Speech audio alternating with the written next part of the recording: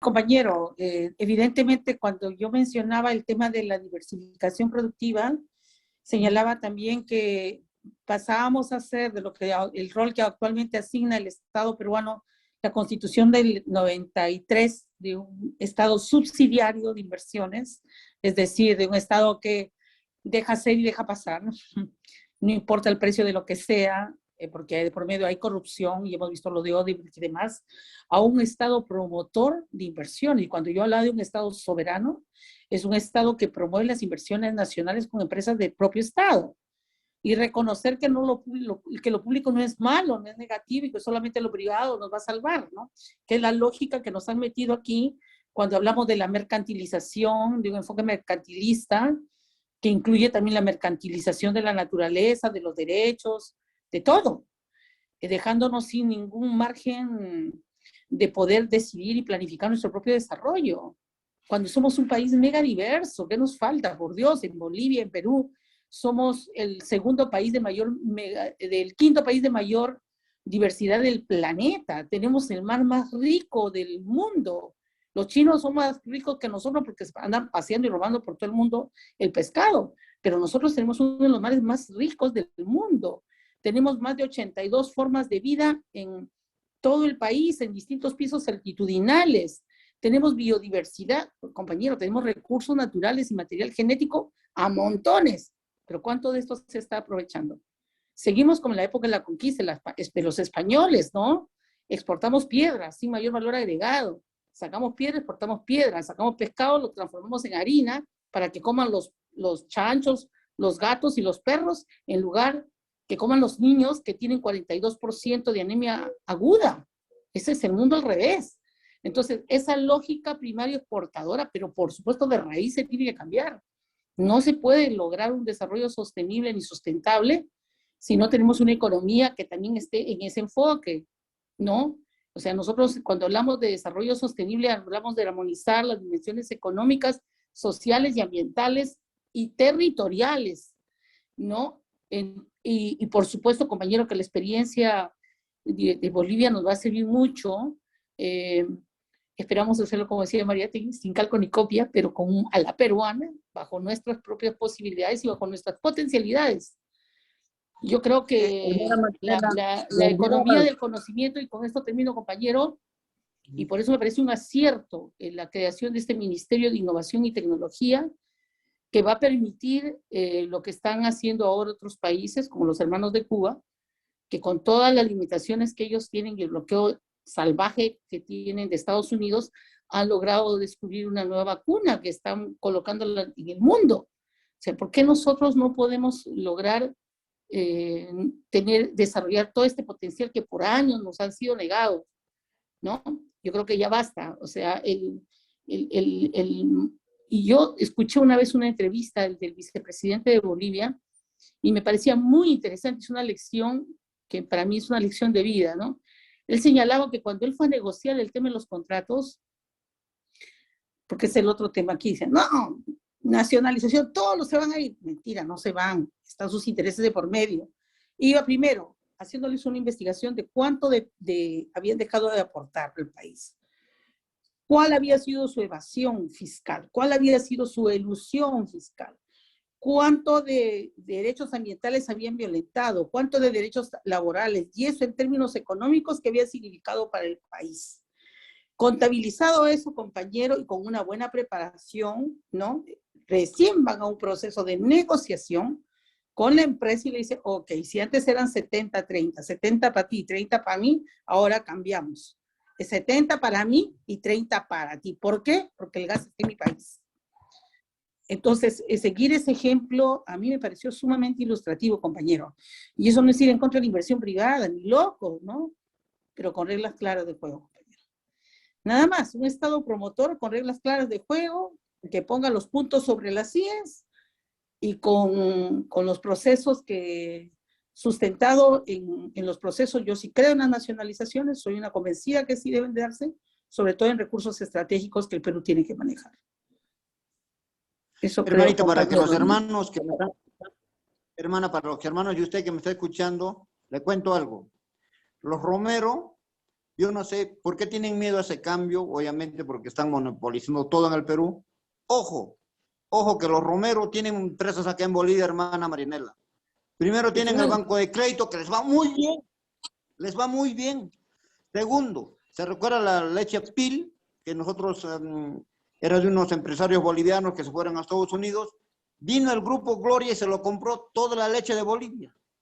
Todo, la empresa PIL ahora es de los peruanos, de ese grupo, del grupo de Alicor.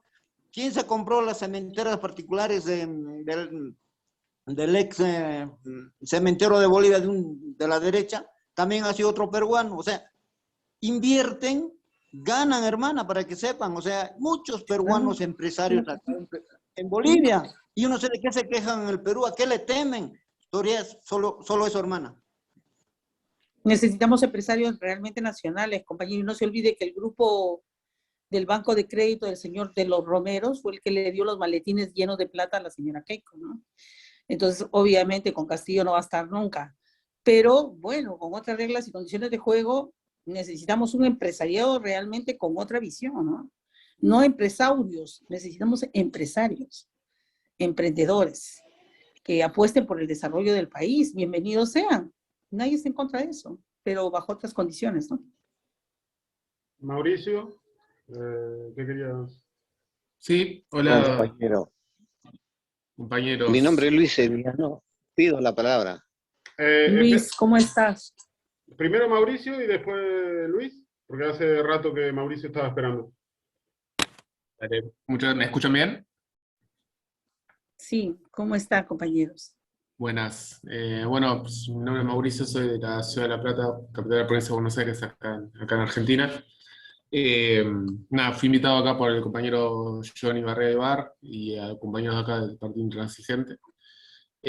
Nada, me une un lazo bastante sentimental con el Perú y como militante político quería saludarlos a todos ustedes, ser breve, así pueden continuar las preguntas.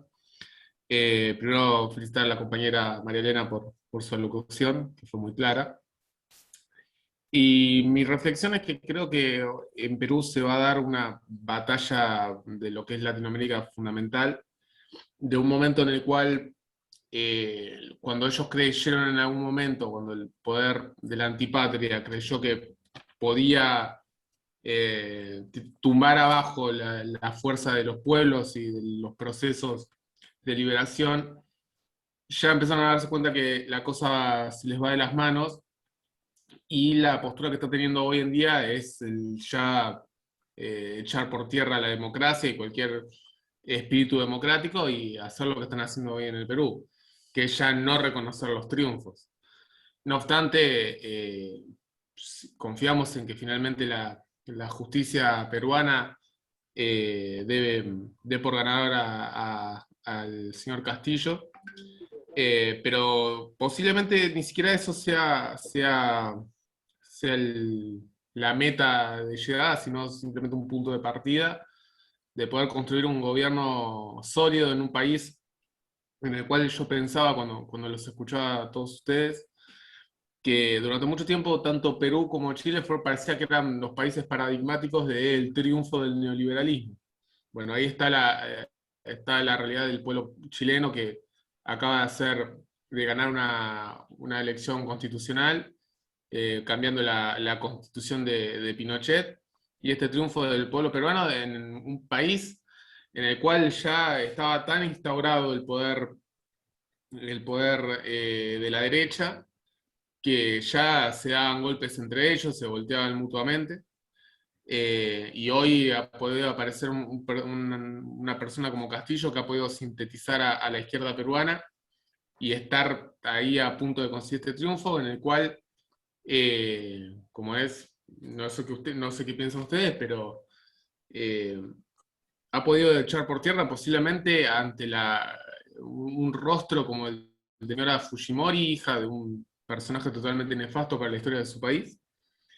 Entonces, creo yo, para cerrar la reflexión, que es una batalla fundamental en la cual toda América Latina está involucrada y tiene que echar su mano al pueblo peruano, porque el proceso de Perú va a ser el proceso de cada uno del resto de los países.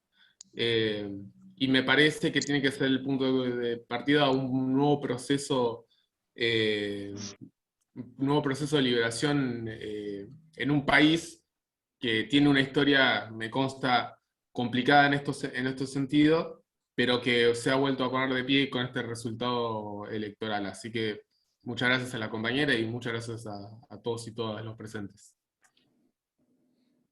Desde lo más profundo de mi corazón, compañero, agradecerle por sus palabras, de verdad. Solo eso. De compañero a compañero. Gracias. Luis. Gracias. Buenas noches, compañera María Elena Foronda. Buenas noches, compañero. Soy de Chimbote. Ah, mire, pues, Ex-siderúrgico. nos hemos juntado los chimbotanos. Ex-siderúrgico. Qué bien. Estuve en el periodo anterior, en su periodo estuve visitándola en Lima. En el Congreso. Sí, me acuerdo. En el Congreso. Sí, compañero. Bien. Me acuerdo. Dos preocupaciones puntuales. El tema de la constituyente y el tema de Sider Perú. Son dos cosas que me preocupan a título personal de manera bastante grande. El tema de la constituyente es un tema, a mi manera de ver y a manera de los opinólogos, analistas a nivel nacional, a nivel del país como a nivel internacional, lo ven casi inviable por la calidad y cantidad de congresistas que tienen las fuerzas que se oponen libre y a la sociedad peruana, que es la instalación de la Asamblea Constituyente. Primera pregunta, ¿cómo piensa usted que podemos lograr que esa Constitución salga de la Asamblea Constituyente, pero antes de ello, instalarla? Y la otra, que la decide Perú, la he escuchado, que el Estado debe sufrir reformas o debe reformarse el Estado para poder llevar adelante la nacionalización y la puesta en marcha de Sider Perú. ¿Cómo piensa usted, cómo cree que podemos llevarlo adelante? Bien, compañero, en la Constitución Política del Perú establecen 3 mecanismos para el tema de una nueva de cambio de la Constitución, ¿no? Hay algunas posturas que hablan, algunos constitucionalistas, por una reforma, ¿no? Incluso el propio Pedro Franque, lo vuelvo a mencionar, que es el líder de opinión en el tema económico dentro del partido, ¿no? Como asesor principal de Pedro Castillo, habla de que no es necesario la modificación del 100% de la Constitución, sino solamente del capítulo económico y algunos otros que impidan hacer estas reformas más estructurales del Estado. Esa es una posición. Hay otros que señalan, ya se han presentado hasta 4 iniciativas legislativas en este periodo, y hay una de un congresista Bermejo que acaba de salir electo, que también está hablando de hacer los cambios al interior del propio Congreso, pero tendrían que tener más que mayoría simple, una mayoría calificada, lo que significa tener la suficiente correlación de fuerzas para lograr un acuerdo político de ir